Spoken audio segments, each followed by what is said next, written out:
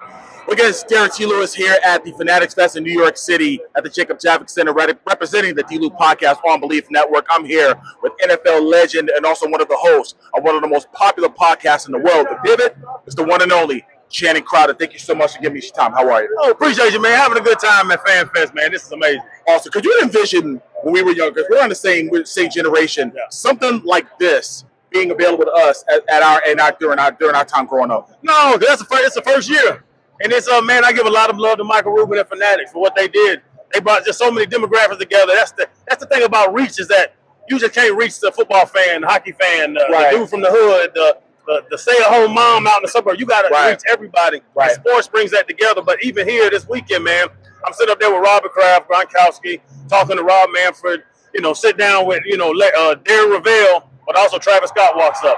I go dap up Jay-Z. You know what I'm saying? All the athletes out here. So it's that combination of different sports fans, but just different fans in different areas of life that Fanatics has done in the Fan Fest. This thing, I never thought they was like, 100,000 people today. I was like, that sounds good. Until we got here, there was 100,000 people in this building. Right. And that was the impressive part, man. It's just a big shout out to Fanatics. And speaking of Fanatics, now the Pivot is a part of the Fanatics family. So if you could talk about how did that come to be? Oh, well, we were just grinding, man. We did, 2 years? So we were doing it 2 years and just building. This podcast started. We were kind of ahead of the curve. All the smoke was out there. Matt Stack and them boys.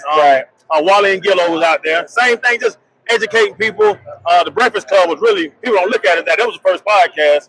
Yeah. So with we had Charlamagne on. We talked to a bunch of those people. So we kind of did the research, and then just the marketing, the different sports books and different same avenues of revenue is what Fanatics kind of got with us. And they were like, hey, we're kind of along the same line y'all are along with sports entertainment, so let's talk. And then, man, we got with them. We went back and forth with Mike and his team, and we figured it out. That's amazing. My last question for you is this. You're obviously playing for the Dolphins, and, you're happy to be a part of that family. With the acquisition of an Odell Beckham Jr., and, now that Tua got his, he got paid. Got a check, yeah. How do you see now with Tua, leading the charge, them leading in the AFC? How do you see it panning out? I see it, man. They're gonna be a double-digit win team. They're gonna get 10+. Right. Mike McDaniel knows how to call it off. Offense last year was top 5 in everything. Tua was top 5 in every category. Like, they can play ball. It's gonna get down to December, early January. They're gonna get in the playoffs. The AFC's loaded though. You got the Ravens, you got the Steelers. I believe they're gonna be good this year. You got Cincinnati with Joe Burrow healthy. You got the Chiefs. I think the Chargers about to come back. Wait a minute. Did you see that pass yesterday? Stupid. Josh Allen, let's not forget him. We can, right. That's what I'm saying. But I'm talking about Mahomes. Yes. It's just one of those things. It was like when you thought you saw it, all. Yeah. He comes out and he just does something you would see Magic Johnson do on the basketball court. Yes. So impressive. The best arm talent I've probably seen. But even that, man, he's under.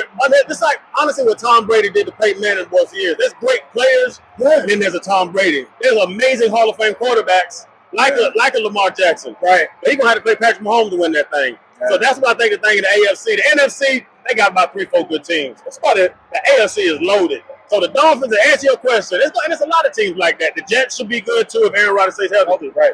They're going to be some real good teams, and you had to see the monsters in the playoffs, and that's going to be what happened to the Dolphins and a lot of good AFC teams. Definitely. Well, let me just say this. I hope someday that the D-Lew podcast can reach somewhat of a level of where you guys are.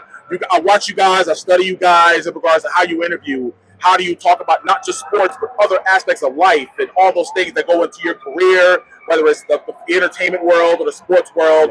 And again, if I can get halfway there, then I think I did something right. So I want to thank you, Freddie, and RC for laying the blueprint out for people like myself to get to that next level, man. Appreciate you, bud. Just keep grinding. Like I said, man, we was in the red for probably damn near a year, investing in ourselves and stuff like that. So, yeah, man, we had to grind. If people just see the back end of 1 hour Tuesday, 1 hour Friday, but we traveling 10, 12 hours a week. We saying we shooting, we editing, we paying people, we got staffs everywhere. So it ain't as easy as folks make it look. Right. I'll be honest, it's not as easy as we make it look. But the grind is there. As long as you got the grind, man, stuff works out. Definitely. Well, again, this is Derrick T.